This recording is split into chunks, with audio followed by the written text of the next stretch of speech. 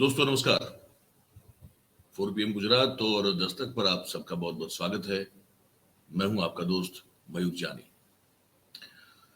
दोस्तों आज जो खबर मैं आपको सुनाने वाला हूं, बताने वाला हूं, वो बड़ी गंभीर चिंता का विषय वाली खबर है। ये वो इसलिए क्योंकि वो जो है हमारी सुरक्षा से, देश की सुरक्षा से जुड़ी हुई खबर है ये। और खबर में आगे आपको बताना शुरू करूं उससे पहले मैं आप सबसे गुजारिश करता हूं कि इस वीडियो की जो लिंक है, अगर वो आप अभी से जो है आप उसको शेयर करना शुरू कर देंगे तो हम ज़्यादा से ज़्यादा लोगों तक पहुंच पाएंगे, मैक्सिमम लोगों तक हम हमारी बात पहुंचा पाएंगे आप सभी की मदद और आप सभी के सहयोग से। तो खबर ये है, ये कोई मेरी खुद की खबर नहीं, ये एक स्कैम है जो बड़ा बड़ा भयजनक स्कैम है जो कि एक्सपोज हुआ है। अहमदाबाद क्राइम ब्रांच ने इसको जो है एक्सपोज किया है। खबर अखबारों में छपी हुई है। मैं उसी खबर को आप तक पहुंचा रहा हूं। तो मैं कोई तथ्य जो है चूक ना जाए, इसलिए मैंने ये अखबार जो है मेरे बिल्कुल हाथ में रखा हुआ है अभी, और मैं बताऊंगा आपको। खबर मैंने जैसे कहा राष्ट्रीय सुरक्षा के मुद्दे से जुड़ी हुई है। आप सोच सकते हैं कि सिर्फ 6,000 रुपए में या 8,000 रुपए में कोई ऐसा बेवकूफ या पता नहीं इतना कोई देशद्रोह की सोच रखने वाला आदमी हो सकता है कि सिर्फ 6,000 या 8,000 रुपए में आर्मी कैंटोनमेंट में से, मतलब वहां अगर आप जॉब करते हैं उस तरह से आपका ड्राइविंग लाइसेंस निकाल के दे दें आपको, और ऐसे लोगों को जो कि आर्मी से है ही नहीं, और श्रीनगर में आर्मी कैंटोनमेंट में काम करता हुआ व्यक्ति को दिखा के अहमदाबाद बैठ के जो है दो लोगों ने मिलके जो है ऐसे कुछ लाइसेंस निकाले हुए हैं, और वो श्रीनगर के लोगों के हैं जो कि आर्मी से बिल्कुल जुड़े हुए नहीं है। इसको आप थोड़ा ठीक से समझिएगा। सिर्फ फी कितनी ली? 6,000 रुपए, और एक के पास से कुछ 8,000 रुपए लिए हैं। और वो ऐसे दो शख्स हैं जिनके पास से 283 ड्राइविंग लाइसेंस जो है वो पुलिस ने जब्त किए हैं, पकड़े हैं। खबर मैं आपको विस्तार से सुनाता हूं, आप इसको ध्यान से सुनिएगा। खबर यह है कि जैसे मैंने कहा कि सिर्फ 6,000 रुपए में गांधीनगर के जो आरटीओ के 2 एजेंट हैं, गांधीनगर जो गुजरात का कैपिटल है, वहां आरटीओ के 2 एजेंट ने कश्मीर में आर्मी के बोगस लाइसेंस जो हैं, ड्राइविंग लाइसेंस जो हैं, वो कश्मीर में रहने वालों के आर्मी के बोगस लाइसेंस जो है यहां से निकाल के दिए हैं। ये है ना बड़ी चौंकाने वाली बात, बिल्कुल है। तो विस्तार से खबर बताता हूं। खबर ये लिखी गई है कि जम्मू कश्मीर के जो बड़े सेंसिटिव एरियाज हैं, आप जानते हैं इन सब एरियाज को, नाम मैं आपको बता रहा हूं, जो बारामुल्ला है, पुलवामा है, उरी है ना। तो ये ऐसे जो सेक्टर्स हैं, वहां पे पिछले कुछ समय से हम सब जान रहे हैं कि आतंकी गतिविधियां जो है काफी तेज हो रही है, और ये जो सुरक्षा एजेंसीज है हमारी, उसके ध्यान पर ये आया कि कुछ गड़बड़ हो रही है। गांधीनगर से कुछ 2 लोग हैं वो गड़बड़ कर रहे हैं। तो वो 2 लोग क्या कर रहे हैं कि आर्मी का जो कैंटोनमेंट होता है उसके बोगस फर्जी दस्तावेज बनाए। पहले तो क्या करते हैं, बोगस दस्तावेज बनाते हैं आर्मी कैंटोनमेंट के। भाई किसी आर्मी के जवान को अगर ड्राइविंग लाइसेंस निकलवाना हो तो उसकी एक प्रोसीजर होती है, जहां उनको जो है अपने कैंटोनमेंट से कुछ तरह के डॉक्यूमेंट्स चाहिए होते हैं।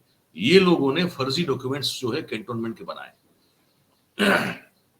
तो खबर आगे ये बताती है हमको कि अब तक जो है ये लोगों ने कश्मीरी शख्सों को सिर्फ 6,000 रुपए में जो है ऐसे लाइसेंस बना के दिए हैं, और वो मतलब आर्मी में न होते हुए भी वो लोगों का कैंटोनमेंट से जो है वो कैंटोनमेंट के बोगस दस्तावेजों को बना के ऐसे लोगों को फर्जी ड्राइविंग लाइसेंस जो है निकलवा दिए हैं गांधीनगर आरटीओ से। तो क्राइम ब्रांच को जब ये बात जानकारी मिली क्राइम ब्रांच को, तो उन्होंने तुरंत जो है इनको दर दबोचा, और 2 आरटीओ एजेंट हैं जिनको अहमदाबाद का चांद खेड़ा नाम का एक इलाका है, वहां से उनको पकड़ा और आगे की कार्रवाई शुरू की, और उनके पास से 283 या 284 ड्राइविंग लाइसेंस जो है वो भी उन्होंने जब्त किए हैं। और पता ये चल रहा है कि ये जो 2 एजेंट है वो जम्मू कश्मीर के कुछ ऐसे संदिग्ध लोगों से संपर्क में है, और इसमें आगे जो है पुलिस अब जांच करना शुरू कर चुकी है। ठीक है, अब आगे बताते हैं आपको। ये बताया जा रहा है पुलिस को, ये अब पुलिस इस दिशा में इस चीज को रख के जो है जांच कर रही है, सोच रख के कि ये बहुत बड़ा एक नेक्सस जो है हो सकता है देश विरोधी प्रवृत्तियों के लिए। अब ये जो दो लोग सामने आए उसमें से एक है वो मूलतः मध्य प्रदेश का रिहायशी व्यक्ति है जो अभी गांधीनगर में आके बसा हुआ है, जिसका नाम है संतोष सिंह चौहान। वो 1991 से लेके 2012 के साल तक भारतीय नौकादल की जो एक हॉस्पिटल है INHS अश्विनी, वहां पे ये शख्स जो है वो मेंटेनेंस का काम किया करता था। 2015 में वो गांधीनगर में रहने के लिए आया और यहाँ पे आकर उन्होंने इस व्यक्ति ने गांधीनगर जो RTO है वहां पे एज एन एजेंट, बतौर एजेंट काम करना शुरू किया। उस दौरान जो है वो गांधीनगर में ही भारतीय सुरक्षा दलों की, क्योंकि वहां BSF का भी बहुत बड़ा कैंप गांधीनगर से चिल्ड्रा के बीच में है और CRPF भी है, तो वो जो है वो भारतीय सुरक्षा दलों के अलग अलग बटालियन के जवानों का ड्राइविंग लाइसेंस अधिकृत रूप से बना के दे रहा था। इसी दौरान जम्मू कश्मीर का जो एक बहुत सेंसिटिव इलाका है बारामूला, जिसको बारामूला जिला है, वहां का एक यहाँ के कुछ शख्स, जिसमें एक का नाम है अशफाक, दूसरे का नाम है नजीर और तीसरा व्यक्ति है वसीम, और उसके समेत कुछ और भी शख्स हैं जो कि आर्मी से कोई इनका दूर दूर का कोई वास्ता नहीं है, ठीक है। लेकिन इन लोगों को भी बारामूला के ये अशफाक, नजीर, वसीम समेत कुछ और लोग हैं जो पुलिस कह रही है, इन लोगों का जो कि आर्मी से कोई लेना देना नहीं है, इनका जो लाइसेंस है वो आर्मी की बटालियन के एड्रेस पर कैंटोनमेंट के बोगस डॉक्यूमेंट बनवाकर ये जो दो एजेंट हैं इन्होंने बनवा के दिया हुआ है। ये चीज का खुलासा हुआ है, ये बड़ी गंभीर बात है। अब पता नहीं कितने लोगों को बना के दिया हुआ है और वो लोग जो है उस लाइसेंस का क्या उपयोग करते होंगे। एक तो बड़ी सीधी सी बात है कि अगर आपके पास इस तरह से लाइसेंस बना है जो बोगस दस्तावेजों से, फर्जी दस्तावेजों से असली लाइसेंस बना है, तो वो लाइसेंस जो है उसको लेकर अगर आप आर्मी कैंटोनमेंट में या किसी बटालियन में है भी नहीं, तभी अगर अपना व्हीकल लेकर चले गए तो आप किसी भी आतंकी कृत्य को अंजाम दे सकते हैं। ये तो बहुत गंभीर बात है। और ये जो लोग हैं संतोष सिंह और ये दूसरा जो है उसका नाम है ये वसंत कुमार रावत, ये दोनों ने मिलकर बनाया। तो ये एक बहुत बड़ा गंभीर विषय है, उस पर पुलिस जांच कर रही है। आगे मैं आपको खबर बता देता हूं कि जैसे ये डॉक्यूमेंट बना दिए। अब संतोष सिंह कैसे काम करता था, उसकी जो काम करने का तरीका है वो पुलिस ने बताया। वो कह रहा है कि ये कश्मीरी ये जो शख्स होते थे उनसे जो है आधार कार्ड और एक फोटो मंगवाता था और फिर वो लैपटॉप में आर्मी सर्विस सर्टिफिकेट, उस व्यक्ति का army service certificate, defence motor driving licence और कंफर्मेशन लेटर जो है वो अपने हिसाब से फर्जी बनाता था अपने लैपटॉप में। अब आर्मी की अलग अलग बटालियन होती है, उस बटालियन के अपने अपने स्टैंप होते हैं। वो स्टैंप बनाने के लिए संतोष सिंह नाम के शख्स ने ऑनलाइन जो है एक ऐसा मशीन मंगवाया था जो कि किसी भी तरह का आपको चाहिए वो स्टैंप बना के दे देगा, और उसका उपयोग करते हुए ये शख्स जो है वो अलग अलग बटालियन के स्टैंप भी बना देता था।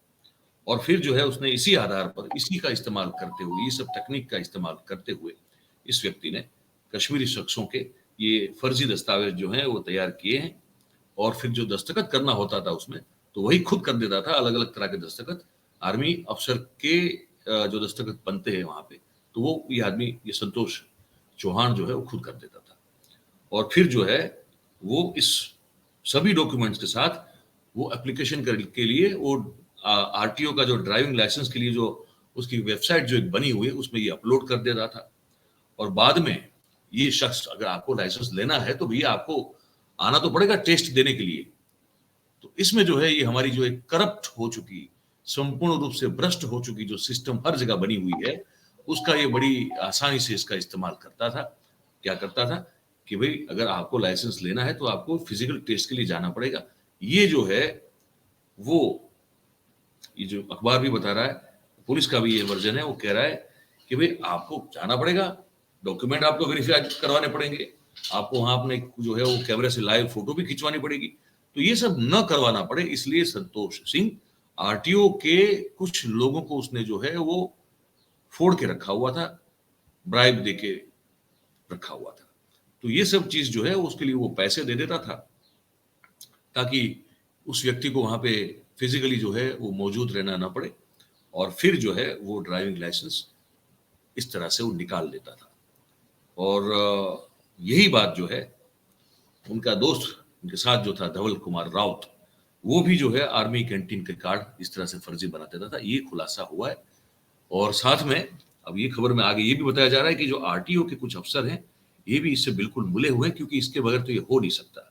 ठीक है, तो अब उस पर भी जो है पुलिस जांच कर रही है, क्योंकि आपको इन पर्सन जाना पड़ेगा, आपको टेस्ट भी देना पड़ेगा, आपको अपनी फोटो जो वहां छोटे से कैमरे से खींचते हैं वो भी आपको खिंचवानी पड़ेगी। लेकिन ये कुछ नहीं हुआ है। और बहुत सारे ऐसे लोग हैं कश्मीर के, ये बारामूला से, जिनका इस तरह से आर्मी की बटालियन के जवान के तौर पर ड्राइविंग लाइसेंस जो है यहाँ से निकला हुआ है, फर्जी दस्तावेजों को खड़ा करके और आरटीओ के अफसरों से मिली भगत करके, पैसे खिला के, करप्शन करके देश की सुरक्षा के साथ ये बहुत बड़ा खिलवाड़ है। अब इसमें आगे क्या निकलेगा वो देखना पड़ेगा। लेकिन इसमें एक चीज और भी हमको बताई गई इस खबर में कि कश्मीर के बारामूला और पुलवामा समेत जो इलाके हैं वहां वो बहुत सेंसिटिव है और वहां आतंकी गतिविधियां होती है, हम सब जानते हैं।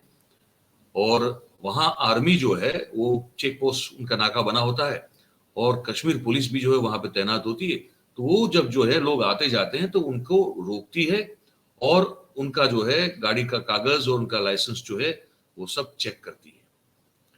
तो ये इसका इस्तेमाल क्या हो सकता है कि ये अगर आतंकी या उनके साथी जो हैं, अगर वो कोई हथियार या अन्य ऐसा सामान जो कि डिस्ट्रक्टिव हो, विस्फोटक हो, अगर वो लेके कोई व्हीकल में जा रहे हैं और किसी जांच करने वाले ने रोक दिया, चाहे वो आर्मी का जवान हो या कश्मीर पुलिस हो, तो इसने दिखाना क्या है, सिर्फ अपना आर्मी का ड्राइविंग लाइसेंस, जो कि बहुत एक एक बिल्कुल फर्जी तरीके से खड़ा किया गया है।